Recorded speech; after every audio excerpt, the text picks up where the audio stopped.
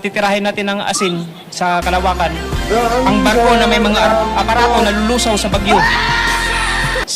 Sa dagat pa lang kung saan nag-uumpisa ang bagyo, doon ay pahinain hanggang sa malusaw ang bagyo.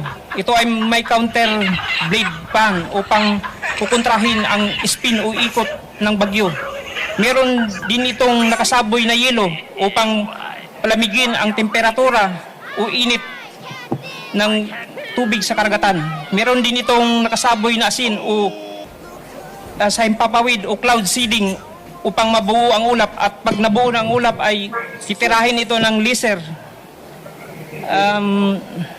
upang bumagsak doon at hindi na papasok ang bagyo hindi na mabuo ang bagyo at papasok sa ating kalupaan. Cloud seeding, parang cloud seeding po kasi bubuuhin natin ng mga ulap doon, at saka yung ikot kasi ng bagyo kukontrahin natin sa pamamagitan ng fan blade, at saka yung bubuo din yan ang pinagmula ng bagyo kasi init ng karagatan sa ng temperatura doon, tapos yung spin po doon pa kanan, kailangan ang fan blade natin pakaliwa, tapos bubugahan po siya ng para lalamig yung temperatura, bubugahan natin ng yelo dahil ang yung na yun, tapos hindi pag yung para mabuo yung ulap.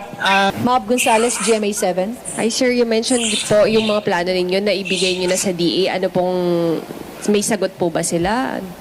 Hindi lang sa DE ito nabigay ko na rin ito sa NAIA, National Irrigation Administration, DE, sa mga mayor at gobernador ng aming lugar. Ngunit ang sagot nila ay yung iba walang budget, yung iba walang pansin. Kaya napilitan akong tumakbong kapitan upang doon sana umpisahan ang aking proyekto na kaloob ng Diyos, ngunit bigo akong manalo. Mas marami, kunti lang ang aking nakuhang boto dahil ultimo pamilya ko ay hindi ako binoto dahil sa aming reliyon.